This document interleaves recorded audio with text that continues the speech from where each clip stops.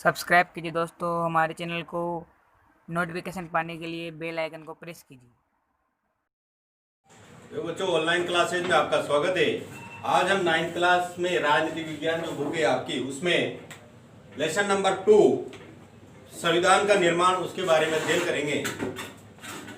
संविधान किसे कहते हैं, नागरिकों को क्या इसका फायदा है, उन सभी बातों के बारे में अपन इस संविधान के निर्माण वाले लेसन में अध्ययन करेंगे। संविधान से क्या आशय है, संविधान से क्या आशय है या संविधान क्या होता है। लोकतंत्र में कुछ मूलभूत कानून होते हैं, यह नियमों या कानूनों का संग्रह संविधान कहलाता है। क्योंकि जीवन जीने के लिए कुछ नियमों की आवश्यकता पड़ती है, तो नागरिकों और सरकार के लिए कानूनों की आवश्यकता पड़ती है। तो नियमों और कानूनों का जो संग्रह है उसे ही अपन संविधान कहते हैं। संविधान का निर्माण कैसे हुआ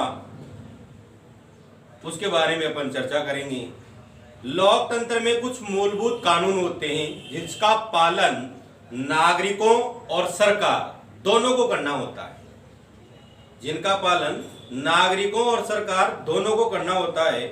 ऐसे सभी नियमों और कानूनों का जो संग्रह या सम्मिलित रूप है उसी को हम संविधान कहते हैं। संविधान देश का सर्वोच्च कानून होता है। संविधान देश का सर्वोच्च कानून होता है। देश का सर्वोच्च कानून होने की हैसियत से नागरिकों के अधिकार, सरकार की शक्ति और उसके कामकाज और तौर तरीकों का निर्धारण संविधान में ही होता है। सरकार के कौन कौन से अधिकार हैं, ये सरकार में कौन कौन से अधिकार देती है, या नागरिकों को कौन कौन से अधिकार हैं, उनके क्या तौर तरीके हैं, यह सब निर्धारण संविधान में ही होता है। उसके बाद अपन आज दक्षिणी अफ्रीका में जो लोकतांत्रिक जो संविधान बना, पहले अपन भारत के पहले दक्षिणी अफ्रीका की बात करेंगे कि दक्षिणी अफ्रीका में कैसे संविधान का निर्माण हुआ और संविधान की जरूरत क्यों पड़ी वहां पर। दक्षिणी अफ्रीका के बारे में बात करेंगे अपन आज। तो दक्षिणी अफ्रीका में 17वीं या 18वीं शताब्दी में जैसे यूरोपीय कंपनियां भारत में आई थी, वैसे ही दक्षिणी अफ्रीका में भी यूरोपीय कंपनियां दक्षिणी अफ्रीका में गई थी। वहां भी उन्होंने व्यापार करने के हिसाब से गए थे, पर वहां तो उन्होंने वहां की नागरिकता हासिल करके वो वहीं बस गई। अधिकतर लोग जो यूरोप से गए वहां वो व्यापार करने के हिसाब से गए, लेकिन वो वहीं बस के रह गए। तो वो बहुत से लोग दक्षिणी अफ्रीका में ही रहने लगे 17वीं और 18वीं शताब्दी में जब वो व्यापार करने गए। और दक्षिणी अफ्रीका को उन्होंने धीरे धीरे, जैसे भारत को धीरे धीरे उन्होंने गुलाम बनाया, वैसे ही दक्षिणी अफ्रीका को भी धीरे धीरे धीरे वहां पर फूट डालो राज करो की नीति अपना के या गोरे और काले का भेद बता के उन्होंने वहां भी दक्षिणी अफ्रीका के लोगों को भी गुलाम बना लिया।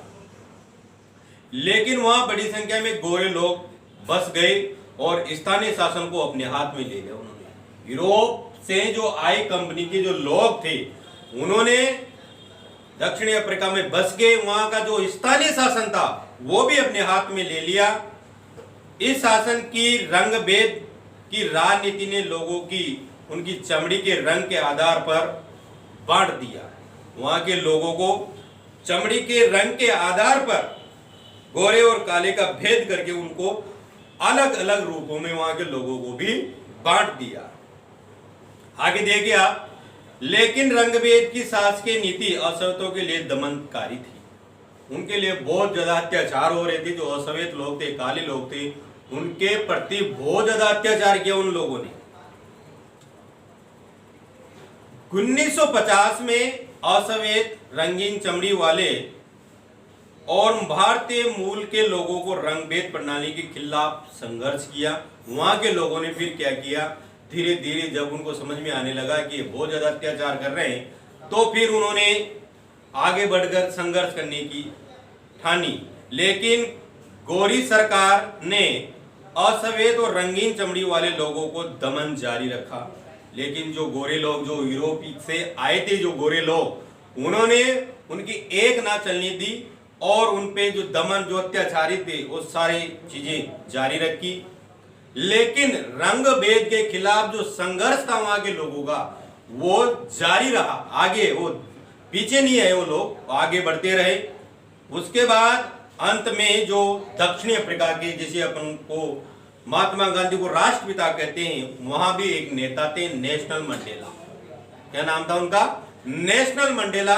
वो भी जैसे आज भी उनको राष्ट्रपिता के नाम से दक्षिणी अफ्रीका में जाना जाता है, जैसे अपन महात्मा गांधी को जानते हैं। तो 26 अप्रैल 1994 में, कौन सी तारीख? 26 अप्रैल 1994, ध्यान रखना इस डेट को। 26 अप्रैल 1994 को दक्षिण अफ्रीका को स्वतंत्रता मिली। इस डेट को ध्यान रखना, 26 अप्रैल 1994 को दक्षिणी अफ्रीका को स्वतंत्रता मिली। 26 अप्रैल 1994 में यूरोप के लोगों से दक्षिणी अफ्रीका को स्वतंत्रता मिली। जैसे अपन को कब मिली थी? 15 अगस्त 1947 को अपन आजाद हुए थे। 15 अगस्त 1947 को दक्षिणी अफ्रीका को स्वतंत्रता मिली 26 अप्रैल 1994 को, और जो 15 अगस्त 1947 को अपन को स्वतंत्रता मिली भारत के लोगों को। और स्वतंत्रता मिली और 28 वर्ष तक जेल में बंद रहने के बाद जो असहयों के नेता थे, नेशनल मंडेला को स्वतंत्रता मिली। नेशनल मंडेला, क्या नाम था उनका? Nationals Mandela.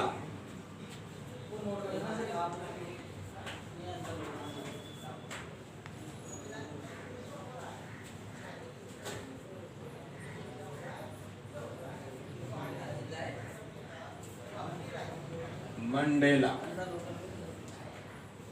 जिसे अपन महात्मा गांधी को राष्ट्रपिता कहते हैं, वैसे ही दक्षिण अफ्रीका में नेशनल मंडेला को राष्ट्रपिता कहा जाता है। अब वहां संविधान का निर्माण कैसे हुआ? लोकतंत्र तो हो गया देश, और वहां लोकतांत्रिक सारी चीजें बनने लगी। तो अब यहाँ संविधान का निर्माण कैसे हुआ? स्वतंत्र हो गई है 26 अप्रैल 1994 को, और जो नेशनल मंडेला थे, वहां के जो नेता थे, असहयों के नेता, काले को लोगों के जो नेता थे नेशनल मंडेला, उनको भी स्वतंत्रता मिल गई। अब संविधान का निर्माण कैसे हुआ? संविधान का निर्माण देखो, दक्षिण अफ्रीका में स्वतंत्रता के बाद असहयों के जो काले लोगों के नेता थे, असभ्य समाज से आग्रह किया कि वो गोरों के जुल्मों को माफ कर सभी नस्लों और स्त्री पुरुषों को समानता, लोकतांत्रिक और सामाजिक न्याय और मानव अधिकार पर आधारित नए दक्षिण अफ्रीका का निर्माण करें। जिस देश में समानता हो, स्त्री पुरुषों का सम्मान हो, लोकतांत्रिक मूल्य पर, सामाजिक न्याय पर, मानव अधिकारों का आधारित नए देश का निर्माण करें। उसके बाद देखिए क्या है, संविधान के निर्माण के लिए गोरे व असभ्य दोनों साथ साथ बैठे। उसके बाद 2 वर्षों तक चर्चा चली और बहस के बाद उन्होंने संविधान बनाया। वो ऐसा संविधान बनाया कि उससे बढ़िया संविधान आज तक नहीं बना। जो दक्षिण अफ्रीका में जो उन लोगों ने जो संविधान बनाया, तो उससे अच्छा संविधान और किसी का नहीं बना आज तक। दुनिया में सबसे अच्छा संविधान बनाया यहाँ। इस संविधान में नागरिकों को व्यापक अधिकार दिए गए। उन्होंने जो संविधान बनाया, दक्षिण अफ्रीका के जो लोगों ने संविधान बनाया, दक्षिण अफ्रीका के जो लोगों ने, तो सबसे अच्छा संविधान है दुनिया का। और वहां के नागरिकों को इसमें विशेष अधिकार दिए उन्होंने। आगे देखिए, दक्षिणी अफ्रीका के संविधान से हमें दुनिया भर को लोकतांत्रिक लोग प्रेरणा लेते हैं। लोकतांत्रिक के बारे में लोग दक्षिणी अफ्रीका का जो संविधान बना है उससे प्रेरणा लेते हैं कि संविधान कैसा बना है, उसको बहुत सारी चीज अध्ययन करते हैं इसमें। उसके बाद देखो हमें क्यों जरूरत पड़ी संविधान की। अगला जो पॉइंट है आपका, ये तो दक्षिणी अफ्रीका की बात हुई कि 26 अप्रैल 1994 को दक्षिणी अफ्रीका स्वतंत्र हुआ और वहां पर संविधान बना। नेशनल मंडेला जो वहां के नेता थे, असहयों के नेता थे नेशनल मंडेला, उन्होंने आजादी दिलाई। वो राष्ट्रपिता के नाम से भी वहां जाने जाते हैं। आगे देखिए बच्चों, ये तो हुई दक्षिणी अफ्रीका की बात। अब हम बात करेंगे अपनी। भारत में हमें संविधान की जरूरत क्यों पड़ी, हमें संविधान की जरूरत क्यों। ठीक है, अगला टॉपिक जो अपना है, इसके पहले अपने दक्षिणी अफ्रीका की बात की थी कि दक्षिणी अफ्रीका में संविधान कैसे बना कैसे नहीं बना, वहां के लोगों ने किस प्रकार संघर्ष किया संविधान के लिए, अपनी स्वतंत्रता के लिए। हमें संविधान की जरूरत क्यों। संविधान लिखित नियमों की एक किताब है। अगर संविधान के बारे में देखें तो संविधान एक लिखित नियमों की एक किताब है, जिसे किसी भी देश में रहने वाले सभी लोग सामूहिक रूप से मानते हैं। एक लिखित किताब है संविधान, किसी भी देश में रहने वाले सभी लोग, इसमें जो नियम और कानून जो बने हुए हैं सब लोग उनको मानते हैं। ये सर्वोच्च कानून है। इस कानून में सब समान होते हैं, सबको बराबर का अधिकार है, चाहे वो गरीब हो चाहे वो अमीर हो, कैसा भी हो, सभी नागरिकों को समान अधिकार दिया जाता है इसमें। उसके बाद जिसके किसी क्षेत्र में रहने वाले लोग बीच आपसी संबंध तय होने के साथ साथ लोगों और सरकारों के बीच भी संबंध तय होते हैं। इससे क्या है, इस संविधान से सरकार और नागरिकों के बीच जो संबंध है उनका समन्वय बना रहता है। संविधान निम्नलिखित कार्य करता है। संविधान बहुत सारे कार्य करता है, इसलिए हमें संविधान की जरूरत होती है, क्योंकि किसी भी नियम, कोई भी संस्था हो, वो बिना नियमों के नहीं चल सकती है। चाहे वो देश हो, चाहे वो राज्य हो, चाहे वो गांव हो, चाहे वो एक संस्था हो, चाहे वो एक स्कूल ही क्यों ना हो, पर बिना नियमों के कोई संस्था नहीं चल सकती। इसलिए देश को चलाने के लिए नियमों की बहुत बड़ी आवश्यकता थी, इसलिए हमने लिखित संविधान बनाया। अब क्या क्या कार्य होते हैं संविधान में वो देखिए। पहला कार्य है, संविधान साथ रहे विभिन्न तरह के लोगों के बीच भरोसा है और सहयोग विकसित करता है। जो लोग आपस में रह रहे हैं अलग अलग विभिन्न जातियों के, उन सभी के बीच में एक तो भरोसा और एक सहयोग विकसित करता है। दूसरा जो कार्य है, संविधान ये स्पष्ट करता है कि सरकार का गठन कैसे होगा। ये कार्य है संविधान के कि संविधान क्या क्या कार्य करता है।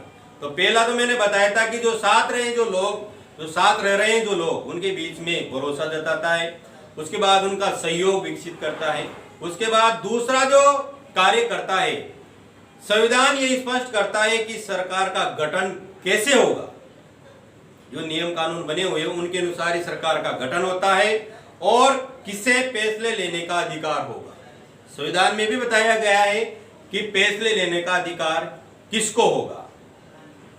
तीसरा जो कार्य है, यह सरकार के अधिकारों की सीमा तय करता है। कानून के अंदर जो संविधान का मतलब ही है कि अपनी जो सीमा है उसको तय करता है। कोई भी नियम बना देते हैं अपन, जैसे 7:30 बजे आना है, 8 बजे आना है, तो वो एक सीमा हो गई अपनी कि भाई 7:30 बजे आना है या 8 बजे आना है, तो एक सीमा हो जाती है। तो इसमें भी वही बात बताएगी ये नियम कानूनों की कि सरकार के विभिन्न अधिकारों के जो सीमा है वो तय करता है संविधान, और हमें बताता है कि नागरिकों के क्या क्या अधिकार है। और हमें यह भी बताता है कि नागरिकों के क्या क्या अधिकार है। संविधान ने अपन को अधिकार दिए हैं, अधिकार भी दिए हैं और कर्तव्य भी दिए हैं। ये अपने क्या क्या तो अधिकार है और क्या क्या कर्तव्य, ये अपन को संविधान ने ही बताया है कि अपने 7 अधिकार और 14 कर्तव्य आपने पढ़े हो छोटी क्लासों में, तो ये सब अपन को संविधान ने ही दिए हैं।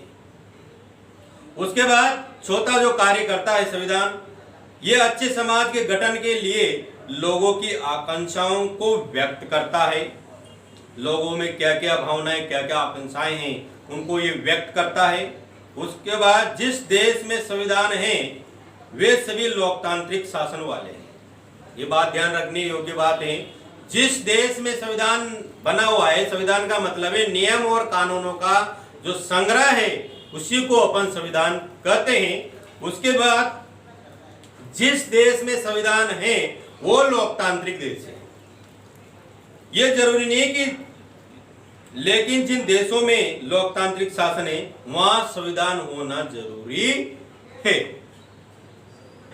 उसके बाद देखो भारत में संविधान का निर्माण कैसे हुआ, क्या क्या कठिनाइयां आई, कौन कौन सी मुश्किलें आई, उसके बारे में अपन चर्चा करेंगे। देखो बच्चों आगे देखिए, अब हम बात करेंगे भारतीय संविधान का निर्माण कैसे हुआ, कैसे नहीं हुआ, कौन कौन सी कठिनाइयां यहाँ के लोगों ने संविधान बनाने के लिए झेली, वो सारी बातों का अपन अध्ययन करेंगे। देखिए आगे, भारत का संविधान बहुत कठिनाइयों और परिस्थितियों के बीच बना है। भारत का जो संविधान बना वो बहुत कठिनाइयों और परिस्थितियों के बीच बना है। स्वतंत्रता के साथ साथ भारत ने विभाजन की जो परिस्थिति वो भी झेली। भारत ने संविधान बनाने के साथ साथ जो विभाजन, भारत और पाकिस्तान उस टाइम पे जो चल रहा था विभाजन, वो विभीषका भी झेली है।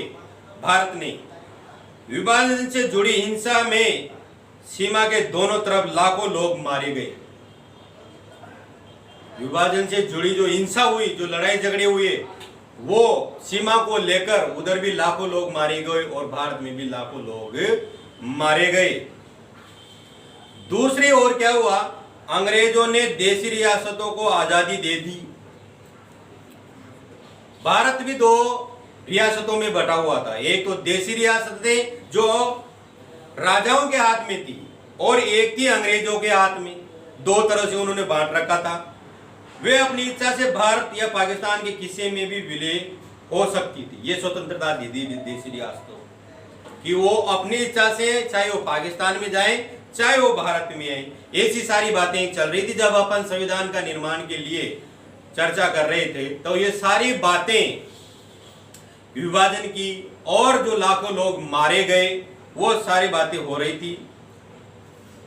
इन रियासतों का विलय मुश्किल और निश्चित भरा काम था। उस टाइम पर इन रियासतों का विलय करना, इनका एकीकरण करना, इनको अपनी ओर मिलाना भारत में, यह बहुत बड़ा मुश्किल का काम था उस टाइम पर। संविधान निर्माण का रास्ता कैसे तय किया लोगों ने? संविधान निर्माण का रास्ता पहले जो उसमें मुश्किल, पहले जो रास्ता तय किया उन्होंने, भारत में आजादी की लड़ाई के दौरान ही लोकतंत्र समेत अधिकांश बुनियादी बातों और राष्ट्रीय सहमति का बनाने का काम हो चुका था। अधिकांश राष्ट्रीय हित की बातें और सहमति बनाने की जो बातें थी वो सारा काम पूरा हो चुका था। उसके बाद सन 1928 में, कब? सन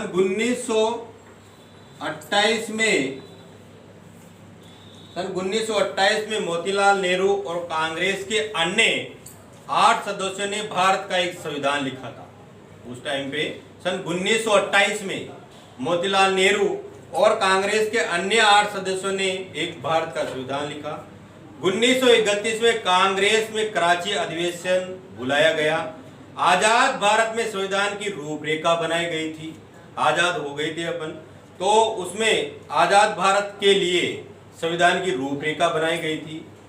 इन दस्तावेजों में स्वतंत्र भारत के संविधान में सार्वभौमिक वैयक्तिक मताधिकार व स्वतंत्रता, उसके बाद समानता का अधिकार, अल्पसंख्यकों के अधिकार की रक्षा की बात की गई। इन दस्तावेजों में क्या क्या बातें की गई? एक तो सार्वभौमिक वैयक्तिक मताधिकार, यानी कि 18 साल के ऊपर जो है उनको वोट देने का अधिकार दिया गया। उसके बाद पूर्ण रूप से स्वतंत्रता मिल गई। उसके बाद समानता की भी बात इसमें कही गई, समानता के अधिकार सभी को दिए गए। उसके बाद जो अल्पसंख्यक जो थे उनके अधिकारों की रक्षा के लिए भी इन सब बातों के लिए, इन सब की रक्षा के लिए बातें की गई। उसके बाद हमारे संविधान निर्माता फ्रांसीसी क्रांति के आदर्शों किन किन आदर्शों को माना गया और किन किन को देकर हमारे संविधान का निर्माण किया गया। उसके बाद देखिए आप, एक तो फ्रांसीसी क्रांति की जो हुई थी उनके आदर्शों को देखा गया। उसके बाद ब्रिटेन की जो संसदीय लोकतंत्र थी उसको भी हमारे संविधान बनाने के लिए पहले देखा गया। उसके बाद अमेरिका के अधिकारों की सूची भी देखी गई। अमेरिका के जो अधिकार थे उनकी सूची भी देखी गई। उसके बाद रूस की समाजवादी क्रांति आदि से प्रभावित थे। इन सारी बातों को देखकर, इनसे कुछ सीखकर, इनसे प्रेरणा लेकर उसके बाद ही हमारा संविधान लिखा गया है। इन सब चीजों से ने हमारे संविधान में निर्माण में बहुत ज्यादा मदद की। कौन कौन सी चीजें बताई मैंने? एक तो फ्रांस में जो क्रांति हुई थी उससे भी यहाँ के लोगों ने प्रेरणा ली, उनसे भी सीखा कुछ। एक ब्रिटेन में जो लोकतंत्र संसद थी उसको भी देखा। उसके बाद अमेरिका के अधिकारों की सूची भी देखी। उसके बाद रूस की समाजवादी क्रांति आदि से हमने प्रेरणा ली और उसके बाद संविधान निर्माण की प्रक्रिया शुरू की। उसके बाद देखो संविधान, भारतीय संविधान सभा। उसके बाद क्या आया? अगला जो टॉपिक है आपका भारतीय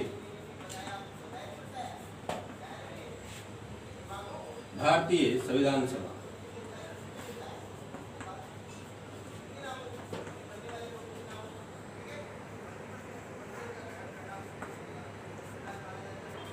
आगे देखो भारतीय संविधान सभा, इस टॉपिक के बारे में अपन अब कल अध्ययन करेंगे, कल की वीडियो में अध्ययन करेंगे भारतीय संविधान सभा।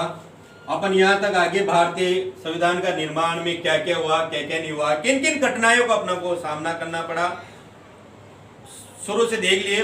संविधान का निर्माण लेसन नंबर 2 आपका जो है संविधान का निर्माण लेसन नंबर 2, उसके बारे में अपन अध्ययन किया कि लोकतंत्र में संविधान की जरूरत क्यों है।